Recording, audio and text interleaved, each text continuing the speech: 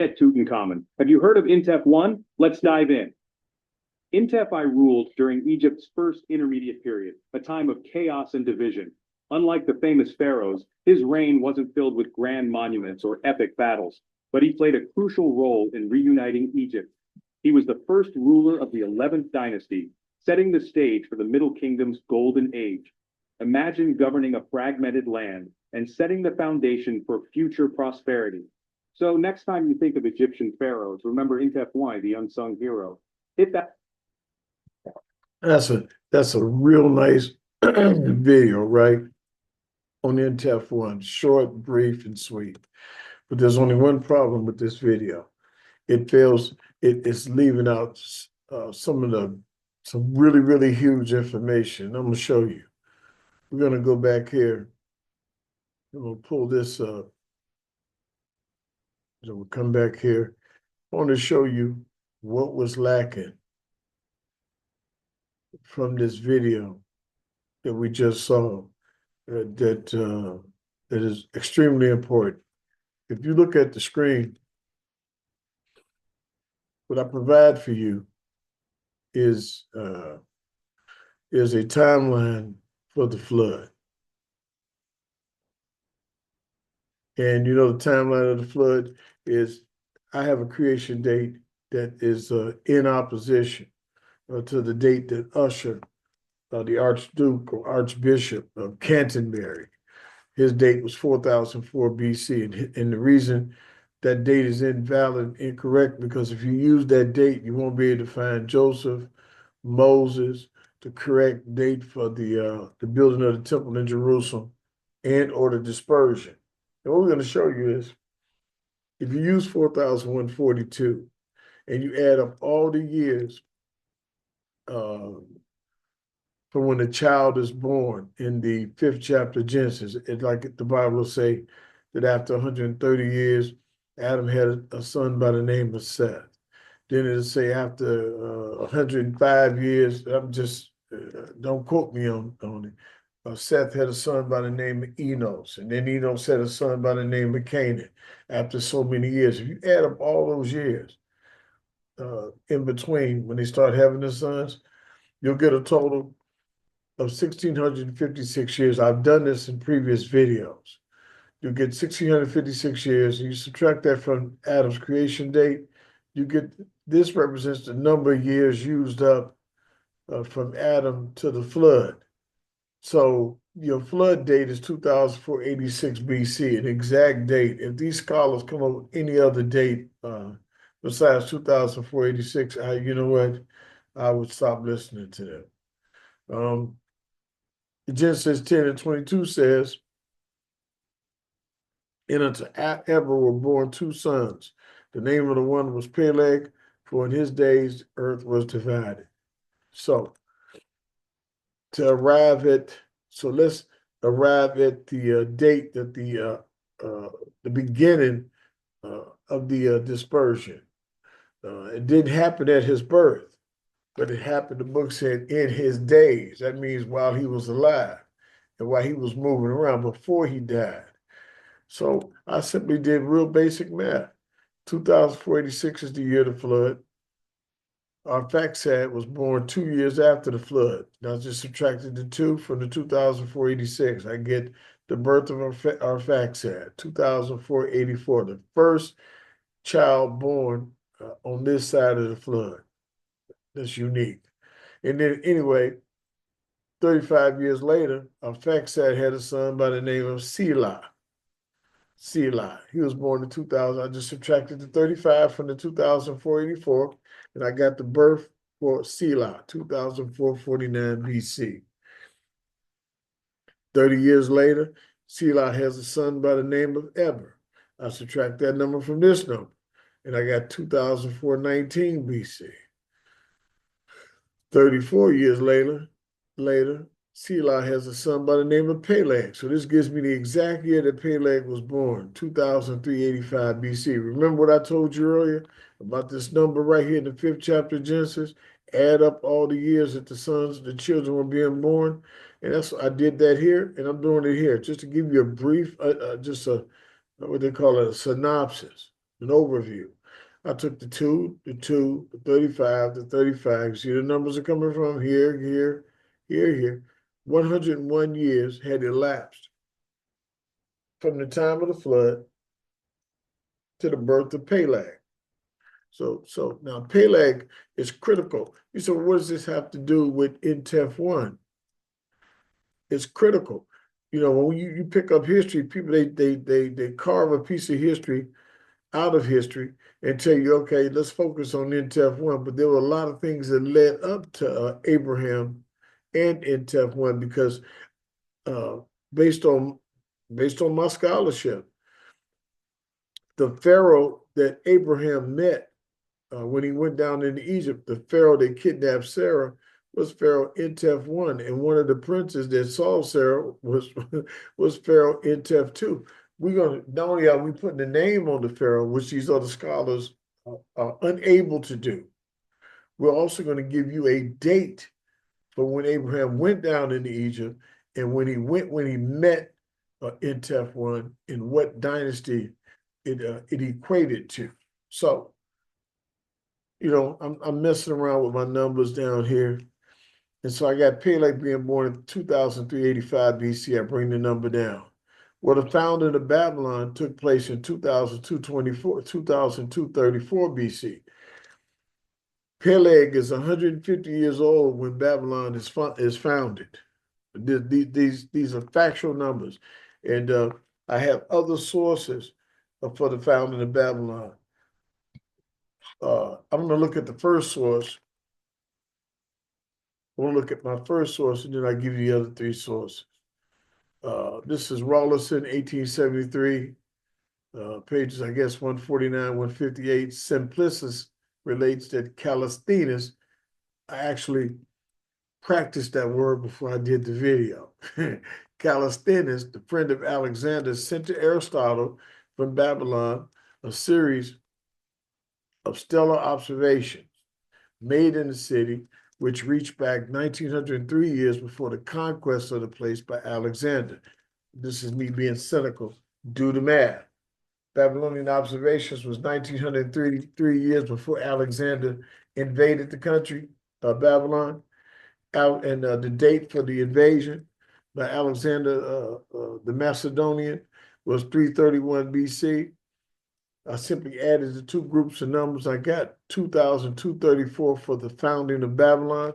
And let's go back to my previous screen. And there it is again, the founding of Babylon. So my numbers tie, they balance. Now look, so Babylon was founded in 2,234 BC. So what I did here, I came to my next screen and I said, you know what? Let's run the numbers down to Abraham. So we got the same set of numbers. Peleg is, well, I brought the number down for Peleg from 2,385 BC. And then I continued in the subtracting the birth of the sons, because I want to see what was the exact year that Abraham was born. So I keep doing it. Peleg, after 30 years, he has Reu, 2355 BC. Serug, after 32 years, Serug is born, 2323 BC. After 30 years, Nahor is born, 2293 BC. After 29 years, Terah is born, 2264. 70 years later, Terah has Abraham, Nahor, and Haran. That corresponds to 2194 BC. And I'm going to tell you all, this is the accepted date for the dispersion.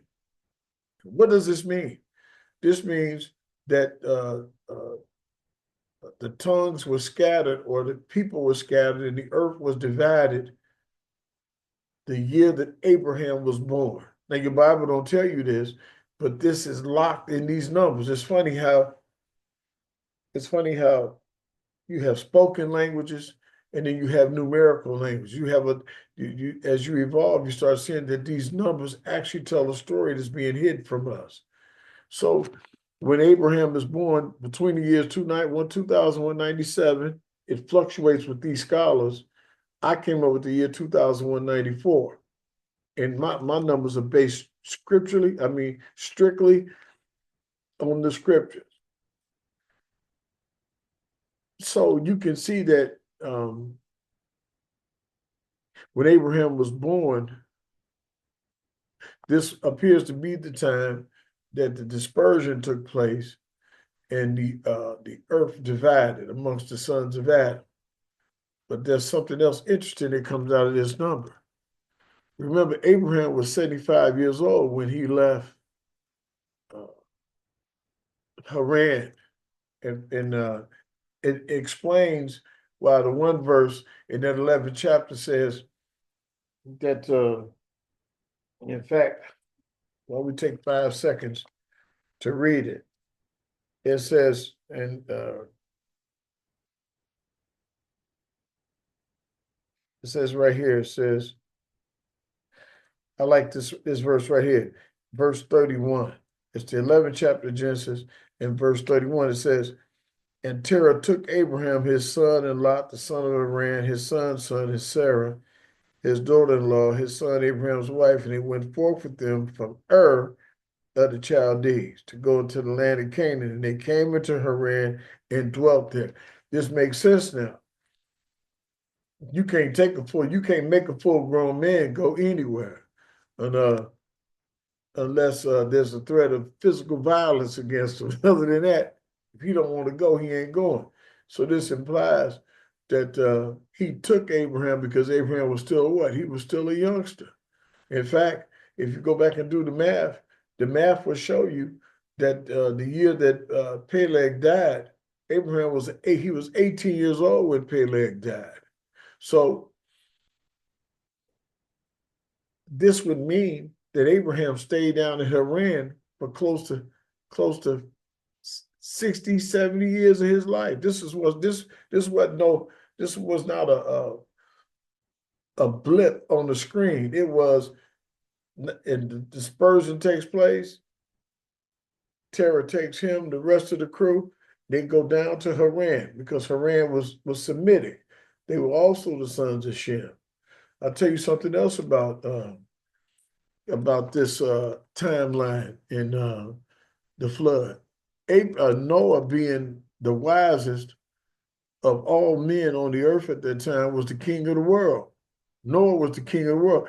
The book starts off talking about how Nimrod built Babylon and Calah and Shinar and these other cities, these other places. And it would imply that Nimrod is running the show. No, the show is being ran by his great-great-great-great-great-great-grandfather, Noah. And I'll tell you something else that I found extremely interesting about this. The book says that while they were building the tower, that Yahweh or Yahweh, or you call him God, some people call him the inventor, some people call him the beginner. You know, you have these intellectuals that don't want to call him God, and so they got all these different names for him. But he did something interesting. He comes down to look at the tower. It's analogous, similar, or exactly the same thing he did when Miriam and Aaron was talking about Moses. He came down. So it appears to me that when he put somebody in charge of the planet, if his man gets opposition from the crowd, the Lord come down and say, hey, I'm behind this. I'm backing him. And so why am I mentioning this? This is open rebellion, not just against God, the building of the tower, but it was also against Noah's rulership. Noah is the king of the earth at this time. I'm not going to belabor that point because I want to get further into this thing on Abraham. So now Abraham, the book tells you he's 75 years old when he goes down into Egypt. I want to read a little to you because we almost done with this second this add-on, this addition to the video. It's Genesis, the 12th chapter. And it says, now the Lord had, well, Genesis 12 and 1. Now the Lord had said unto Abraham, get thee out of thy country, from thy kindred, and from thy father's house, into a land that I will show thee. And I will make of thee a great nation. I will bless thee and make thy name great, and thou shalt be a blessing. He was great because Abraham was a prince. Now check this out. Verse 4. So Abraham departed as the Lord had spoken unto him, and Lot went with him, and Abraham was 75 years old when he departed out of Haran. Now he's 75. I did basic math. I know he's born in 2194. I know that he was 75 because Genesis 12 and 4 gave me the age that he was. So that means now 2119 BC, that's the 11th dynasty of Egypt. And the Pharaoh at that time is Pharaoh Intef I. Now the book is going to tell you something that we're going to read this because this is relevant to the issue at hand. It says, verse 11, Genesis 12 and 11. Okay, here it is right here. Okay. I'm going to pick up at verse 9. Genesis, the 12th chapter, the 9th verse. And Abram journeyed going on still toward the south. And there was a famine in the land. And Abram went down into Egypt to sojourn there, for the famine was grievous in the land. And it came to pass, verse 11, when he was come near the end into Egypt, that he said unto Sarah his wife, Ashtar, behold now, I know that thou art a fair woman to look upon. Therefore, it shall come to pass, when the Egyptians shall see thee, that they shall say, this is his wife, his Ashtar, and they will kill me, but they will save thee alive. Now check this out. It appears that in 19 BC, the Egyptians had the same mindset. If it's a male, let it live, kill it. But if it's a female, let it live. The correct year to Exodus is 1496 BC. 700 years later, in the book of Exodus, Pharaoh Tutmosis I is saying the same thing to Pua and Shapur. He said, if it's a male, cast it in the river, but if it's a female, let it live. And I'm going to hit y'all with another thought. Right now in this generation, in the Americas, or in North America, where we live, what is the concept? It's the same prevailing Egyptian ideology. If it's a male, slay it. If it's a female, let it live. You don't believe it? Martin Luther King, they killed, but Coretta King, they let live. Malcolm X was killed, but Betty Shabazz, if I'm not mistaken, his wife, they let her live. Stokely Carmichael was killed. Mrs. Carmichael, they let live. This is a trend in the in the North, amongst living amongst the Europeans. Our sons are shot down in the streets, but they allow our daughters to live. So this concept dates back. The first time that we see the concept is in this 11th dynasty of Egypt, and then we pick it up again during the 18th dynasty of Egypt with all the pharaohs with the last name Moses. Moses was the old man in 1576 who adopted Moses as a shorty from the river. Moses was his brother, the one he fled from in, I think, 1576 months in 1536. All of this is going on in the 18th dynasty. And Tutmosis I is the Pharaoh of the Exodus, and that is in 1496 BC. Now I want to go a little further than this because I'm basically done. This is not supposed to be, this is supposed to just be just a quick add-on to show you what they actually missed. Now here's Abraham. This is one of the oldest images of Abraham that comes to us from the Dura Europa synagogue down in Syria. And the thing about this artifact, I had to blot this out because the date on here was incorrect. It said 323 BC, but it should have been 323 AD. So, and what time? It's 4:57 in the morning in Chicago. I got up at 3 o'clock. I had to set this thing up correctly for you so that you can glean this information, go back and then research it yourself. So this is one of the oldest images that we have of him from Syria. But the ancient name of Syria was Aram. Aram was the baby son of Shem. This is the reason why these artifacts were found down there. Now, here's an image of Pharaoh Intef I from the 11th dynasty. You can see that his name is in the hieroglyphics. I got an arrow pointing so you can see where I actually took these artifacts from. Well, where I got, well, not the artifacts itself, but the alphabet. See, the snake, this represents a snake, is the letter N. It wasn't spelled I-N, it was spelled Intef.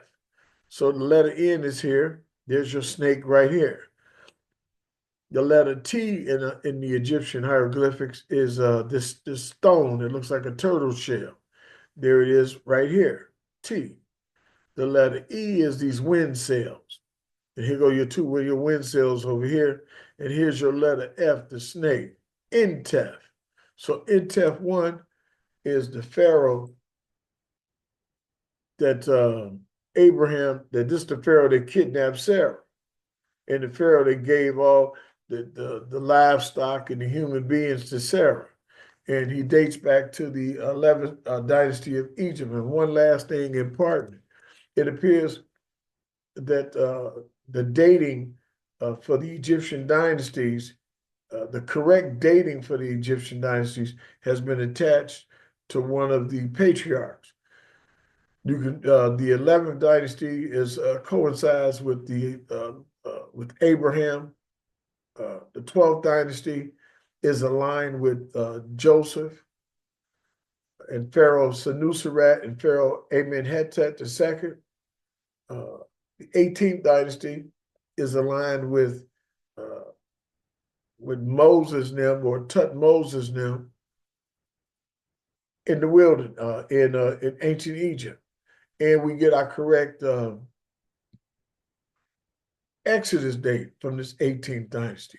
And so I just want to add that on for you to show you what's missing from the video. This is some extremely important information that's missing from the video, but we can't hold the people that do these videos accountable, just like we can't hold these seminaries 100% accountable, because the Ruach, or the spirit, the Ruach Ma Elohim, Hawa, and we say Eli or Ol upon them. So the Ruach, the spirit of Yahweh or the spirit of God, is not upon them. And the Bible says the Lord told the prophet, I'll do nothing except I reveal the first to my servants, my Obadiah, Nabiam, the prophets. And we're living in a generation right now where you'd be surprised who the prophet is. So we're going to end this, and like I say always, like stay on the wall, and I'll see you at the finish line, because I'm going to make it to the finish. I'm going to cross that line.